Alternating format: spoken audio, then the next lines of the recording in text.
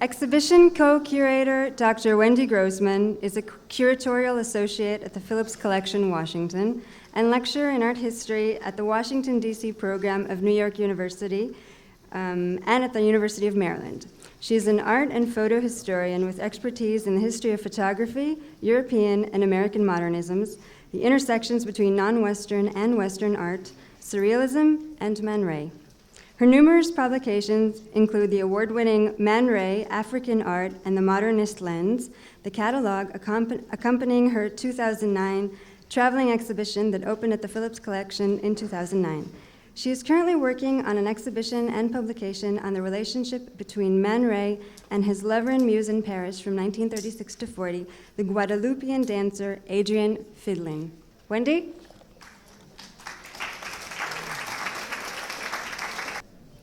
Hello, everybody. Welcome. I first want to start by thanking the museum, James Snyder, and all of the staff here who have been marvelous in bringing this project to fruition.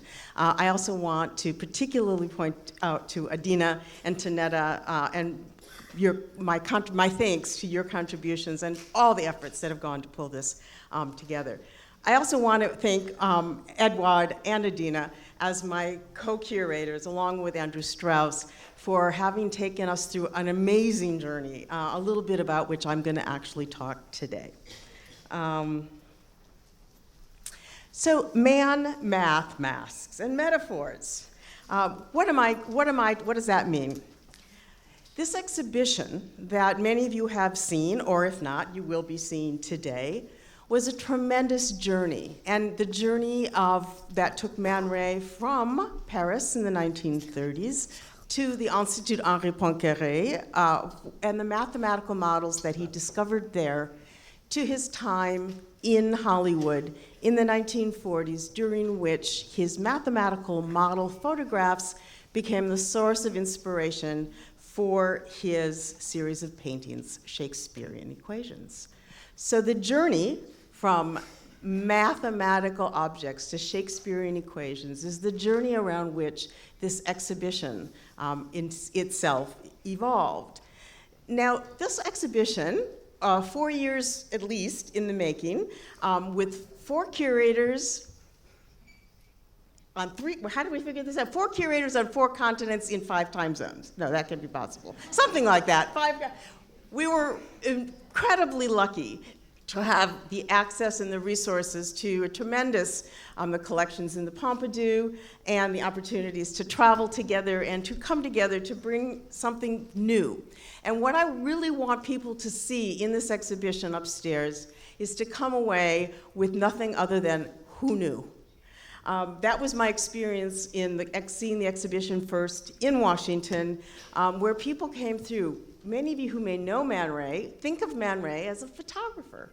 And in fact, Man Ray was first and foremost a painter, and something to which, for the very end of his life, he was very resentful of feeling like that was an aspect of his career that was overlooked. And so therefore, this exhibition is, part of its intention is to bring to light a whole new chapter of Man Ray's life and career, and to reintegrate the idea of him as the most multifaceted and indeed polymath, if I may, of his interdisciplinary work and the manner in which he created many of his objects. Now, my talk today is actually focused on one aspect of the exhibition and a chapter in the catalog. The exhibition itself and the catalog are following very much in the spirit of Man Ray to create something of the playfulness with which, as you've seen from the previous talks, were intrinsic to how Man Ray worked. The 2 paintings in the Shakespearean Equation series, Othello, that you see on the left, and Taming of the Shrew, which you can see on the right, were in fact aspects of this larger project that spoke to me in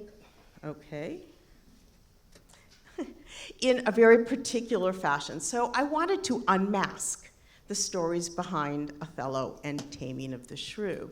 And one of the things that this exhibition has allowed us, from the different curators from our different perspectives and our different interests is to really tease apart aspects of Man Ray, and as you can see from Edward's talk, from Adina's talk, that each of us were able to bring new ideas to the project itself. We had mathematicians, we have Shakespearean scholars, and the catalog was actually, and the exhibition was constructed in the scene, in acts and scenes, very much, again, in the spirit of Man Ray. So in unmasking Othello and Taming of the Shrew, I was intrigued and started to ask myself several questions about these works. And now I'll see if I can answer them. Now, how did Man Ray get from these mathematical models, these two that you see here, which are the 27 lines of a cubic surface, which you will see upstairs in the exhibition. These models are the exact models that Man Ray photographed at the Institut Poincaré in Paris, to which Man Ray created these photographs between 1934 and 35 that you see in the center, which then later in Hollywood in 48 evolved into the paintings. Now, the painting of Taming of the Shrew has been lost. If any of you have any wonderful skills in tracing it down for us, I think it would make a wonderful contribution to finding out more about it. So if it is in black and white in reproduction is the only way that we know it. But you will be struck by how closely the paintings indeed reflect the photographs that he used as the source for their inspiration for his work. Now, one of the things that was really intriguing as we started to look at these works was how much several of his photographs and paintings had an affinity with masks that he had created earlier in his career. Indeed, the uncanny resemblance between several of Man Ray's photographs of mathematical models and photographs of African and oceanic masks from the same period underscore the importance such forms played as metaphoric equivalents in his creative practice. So my talk today will examine the affinity of these images and the manner in which the artist envisioned mask-like forms as vehicles through which to explore his own conceptual concerns, reveling in the provocative ambiguities they evoke. So masks and masquerades were as integral to Man Ray's creative practice as they were to the Elizabethan theater where Shakespeare's plays were first performed. They appear in myriad forms, as you can see from some of the images that I'm showing here. In fact, as Arturo Schwartz noted in his major publication on the artist Man Ray, he said, in some cases, the mask is no more than a pretext to allow the artist to indulge in one of his favorite activities, inventing plays on words or giving embodiments to figures of speech, which is something which we will see as a recurring theme in his work. And in fact, in relationship to the masks, you can see this beautifully illustrated in two works, his repainted mask of 1941 and his masked mask of 1953, in which the multiple layers of identity of masks and the original function of the mask suggests multiple layers of hidden identities waiting to be unveiled. Now, is evident in the framework that I've established here, the suggestive mask-like qualities of these several of Man Ray's mathematical model photographs and their corresponding paintings was not accidental.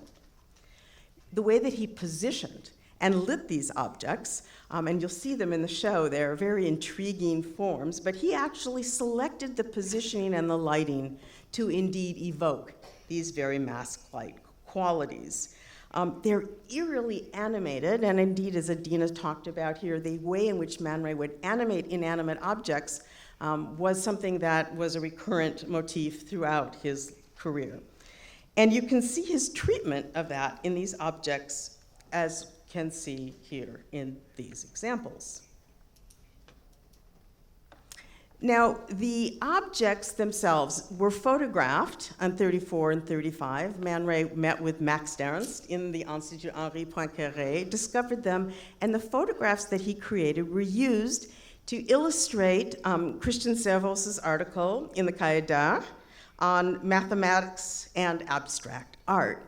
And I emphasize the red lines are not very creatively, artistically rendered here, but to show you how the mask components were really very much evident from their very beginning in their reception of these photographs as part of the surrealist context.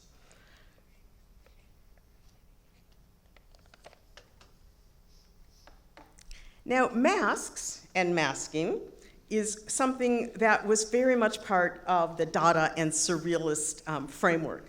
So I'm just showing you here a few images that put together the context in which some of these masks, particularly masks from other indigenous cultures from around the world, played into the Dada and Surrealist ideas. In the seminal days of Dada in Zurich, Marcel Janco's and Sophie Teuber's inventive cardboard assemblage masks were embraced for their perceived primitive forms and the primal emotions they evoked when they were donned in the dance performances at various locales. As Hugo Ball, one of the members of the Dada Circle, recalled, and I quote, "What fascinated all of us in these masks was that they incarnated emotions and passions on a superhuman scale. Suddenly, the horror of our age against the paralyzing backdrop of the war was clearly perceptible." Indigenous cultures from around the globe provided a leitmotif for Hannah Hook in her collage series from an ethnographic museum.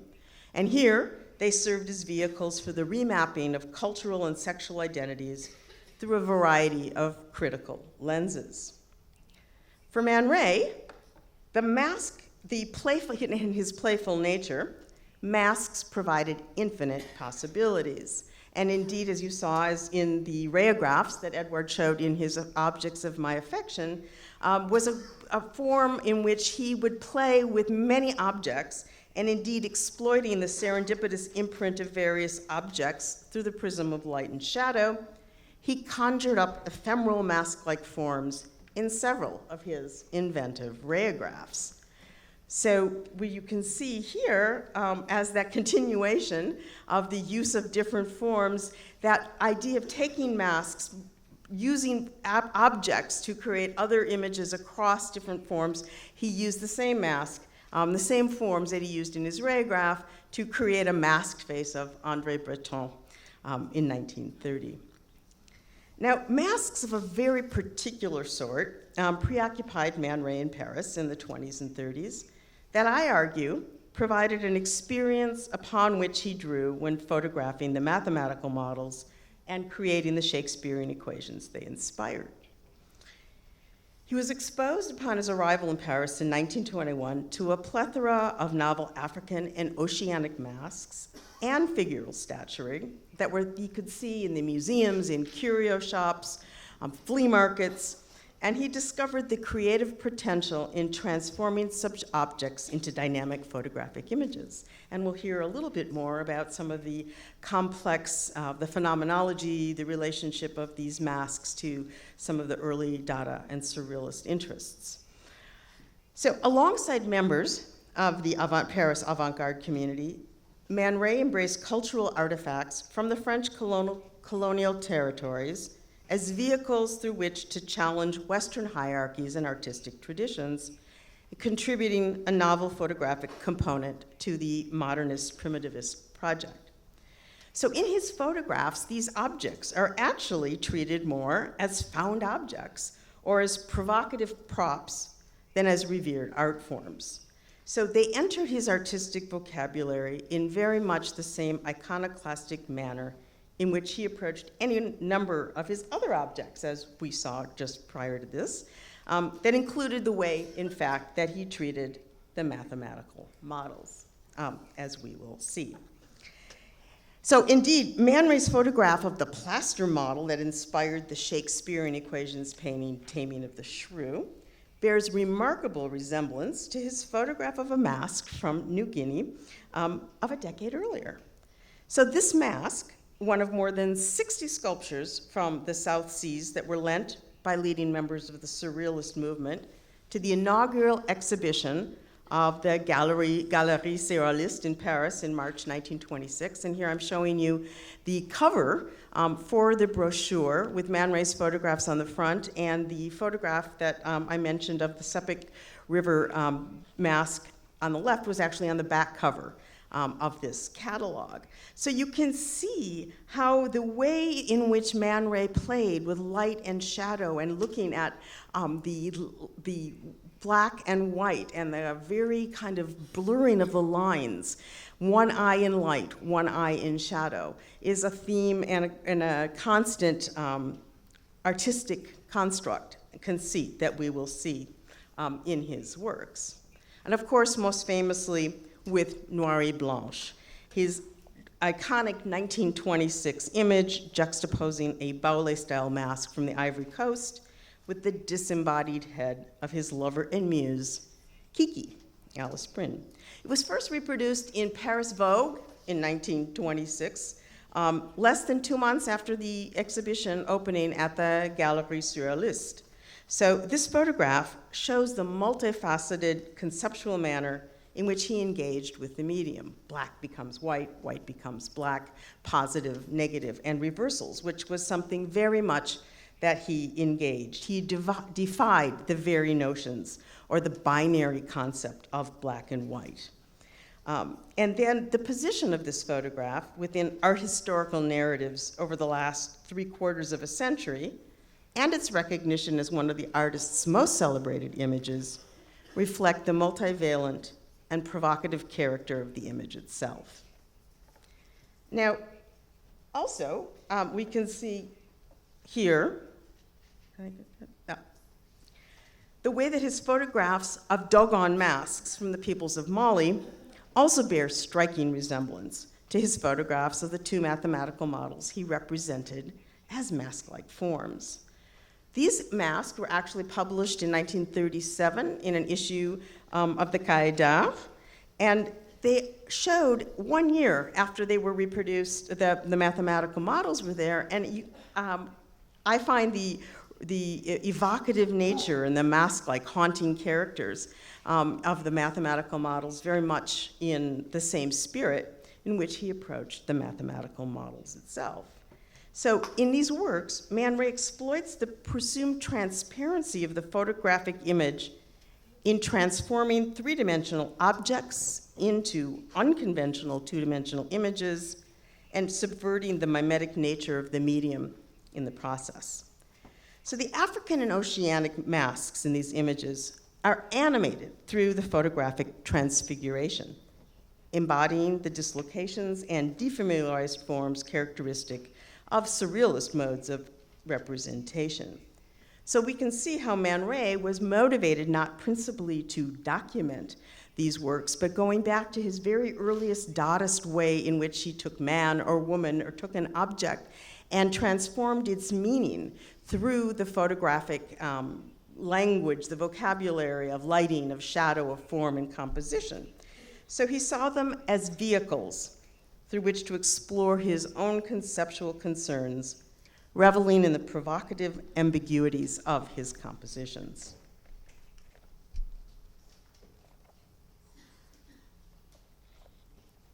So back to Taming of the Shrew and Othello. How did he come to bring these mathematical models through this process? The fact that he saw them as masks, that he turned the objects and transformed them in this way, was actually intrinsic to his creative vision, as I've shown in his evocation and interest in masks. While the concepts underlying these two mathematical models, which were visualizations of complex geometric and algebraic equations for mathematicians, what the artist perceived and fostered in his photographic compositions was an uncanny resemblance between the inanimate objects and enigmatic masks. So positioning the models to further enhance this perception, he employed those techniques to breathe life, new life, animate these objects in new ways. And in taking them to their Shakespearean equation component, he was prompted by the titles of different Shakespearean plays, and one can actually envision Othello the Moorish general of the Venetian army in Othello, and Catherine, the headstrong shrew, both of them taking center stage in these anthropomorphized forms. So this is, within this context, the evocation of masks in Man Ray's Othello and Taming of the Shrew paintings is a play within his play, a characteristic gambit for this iconoclastic artist. One can further appreciate Man Ray's creative process when recognizing the multifaceted manner in which mathematical models entered his vocabulary. And here I'm showing you the Mask with Points, another painting which is still in the process of trying to be recovered or discovered where it may be today, which he created in 1946. This predates his return to painting the series of Shakespearean equation paintings in 1948. And we can see the process, the creative process that the artist goes through in looking at some of these mathematical models and thinking about how they influenced him to go from the sphere, the cone, and the cube, from Cézanne, to the mask-like form, Mask with Points, that he created in 46, only 2 years prior to painting one of his Shakespearean equations using these same forms, which was Comedy of Errors. And one of the things that Man Ray really enjoyed, and I'm hoping you all will do this when you visit the exhibition, if you have not done so already, is he would play a game with viewers. He would ask you to stand in front of one of the paintings and guess which Shakespearean equation, in fact, was there. And he said sometimes people would get it, and sometimes they wouldn't, which was just as fine with me.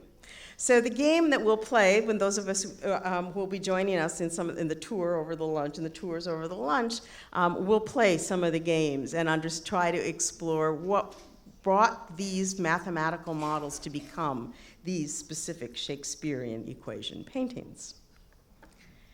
Now, one can further appreciate Man Ray's creative process when recognizing the multifaceted manner in which these original mathematical models entered his vocabulary. But you can see that the very notion of masks and masking were very much about the artist's identity itself. Himself, who recreated himself from Immanuel Radnitsky to Man Ray, from an ethnic American identity to an international cosmopolitan identity, and the many masks that he wore, and the very nature of his self-portraiture that served to obfuscate more than it did to actually represent the artist itself. Now, I wanted to conclude this a little bit with a little bit of time, if we may. I only have 2 minutes left? Oh, okay, never mind. I was hoping to leave time for some questions and answers. I really encourage you all to join us later in the galleries and talk a little bit about the actual experience of this exhibition itself. I thank you for your time.